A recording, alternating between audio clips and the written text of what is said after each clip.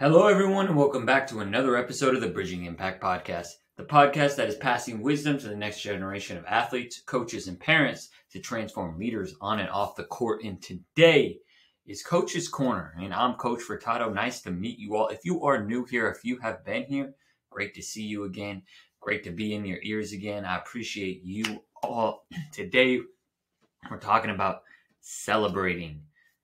What does celebrating mean to you? And so I can talk a little bit about what has been going on in my life. So last weekend, I got the opportunity to celebrate my girlfriend graduating and getting her master's degree at University of Southern California, USC. And also it was Mother's Day. Had a nice little Mother's Day brunch, even though it was the day before.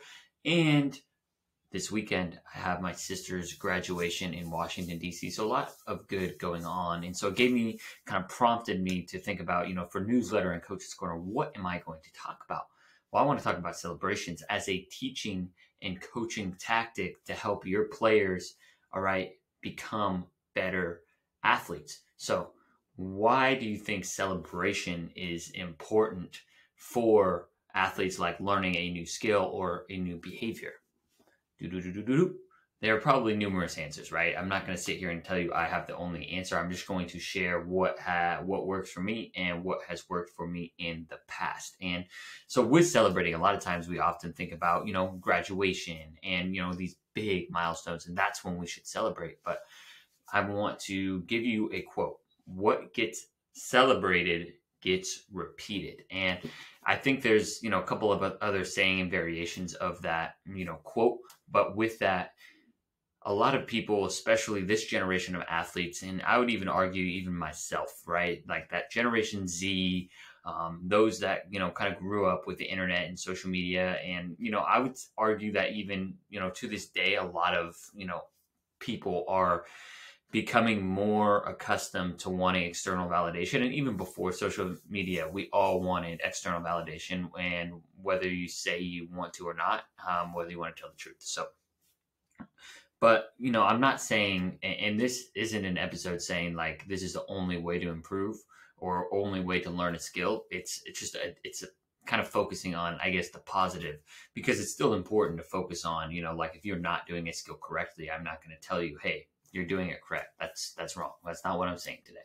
What I'm saying is, if you want a skill or a behavior to be repeated, you need to celebrate it. And celebrating doesn't mean you have to go take the team out to pizza dinner because someone learned how to shoot, with correct form, or they learned how to run the offense correctly. That's not what I'm saying, right? Celebrations have to be, somewhat authentic to you, right? So for me, a big thing is I'm a high five guy, right? Like, and when you celebrate that behavior, said skill, it needs to be specific. Let's dive into some details here. So I have two different examples. I have like a behavior example, and I also have a skill example. So we'll talk about the behavior first. And I coach, 10 and under, so some younger kids. And I think a lot of the times the biggest thing that I see, whether it's my teams that I'm coaching or kids that I'm training, is they want the ball and they want to shoot. Right? It's about them. Everything's about them. I don't remember the exact age when you start to think about, people around you other than yourself. But, at a young age, it's really hard. You want to get the ball, you want to dribble, you want to shoot. Right. And so as a coach, right, that's some of the things that I am challenged with, especially because that's, that's part of the episode that I talked about last week. I talked about, team and role playing. So let's say that I want to teach the behavior of becoming a better team player to my youth basketball team who really just wants to get the ball and shoot. So how can I do that, right? When I am drilling practice, what do I want to celebrate? Do I want to celebrate, let's say they made 3 or 4 great passes and player D, because that's the fourth pass, we'll say player D shoots, all right, and player D makes it. Yeah, great job, player D. No, if that's I want to talk about shot selection or something like that, maybe that's a different behavior.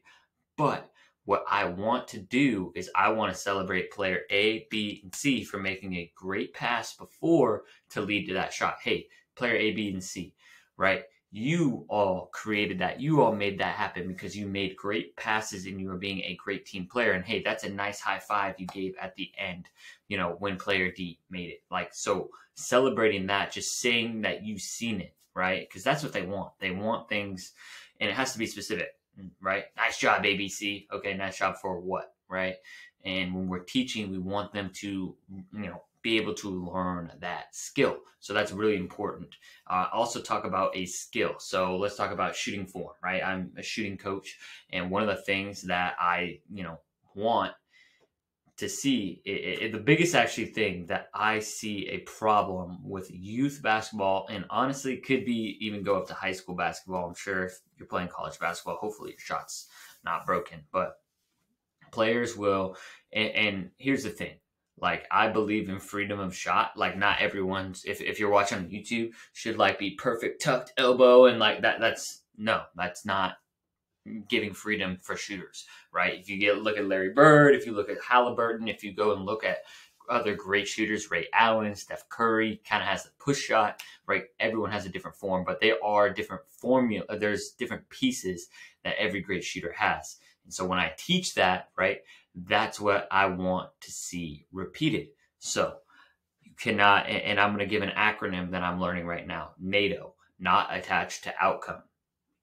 And when we're teaching, we want to celebrate. We don't want to celebrate the outcome when we're teaching form, because so many kids, they can make shots, right? We got beat by a team a few weekends ago who they just shot the three and they shot the ball really well. Well, guess what? None of them shot with good form. They all jack it up from their hip. It looks terrible. It's going to be hard to fix once they get older.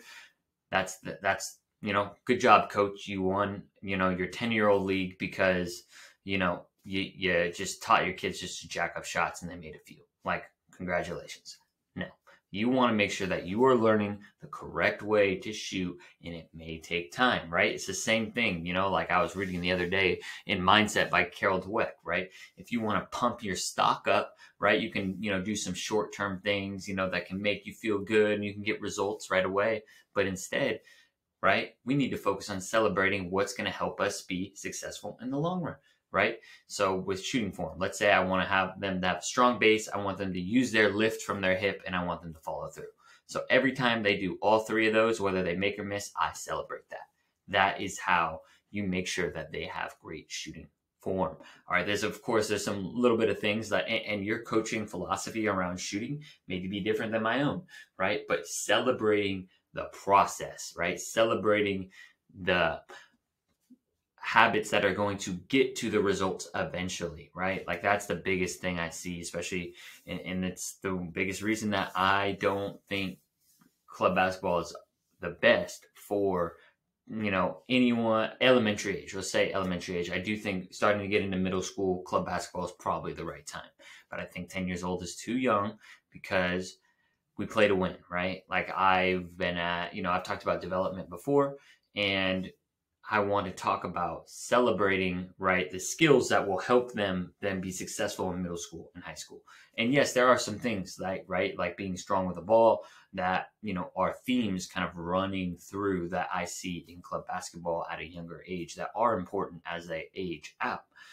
But you have to have the foundations first. And I think that's one of the biggest things that I'm about. I think it's one of the reasons I still can play and play at a pretty high level when it comes to pickup, right? I'm not going and playing professionally, but having the fundamentals, and the fundamentals really help you stand out. And as a coach, as a high school coach, and I know I talk with a lot of other high school coaches, they want kids that know the fundamentals. And a lot of fundamentals are getting skipped in current basketball because we're not celebrating the process. We're not celebrating the behavior, the skill, doing it correctly. We are celebrating the outcome, right? Because when you're at a young age, you can get away with being a great athlete, maybe, and just going straight to the hole and not having a great finish. But when it comes to high school varsity basketball, there are great coaches who know how to put in defenses to stop certain things.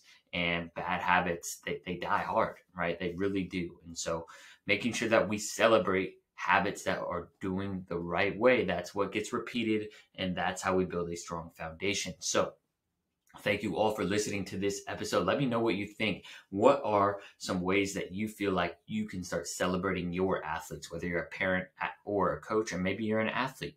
What other ways can you encourage that for your teammates? So really appreciate you all listening. If you got something from this, you think a parent or a coach would get a lot out of this, we'd really appreciate if you could share that, with them.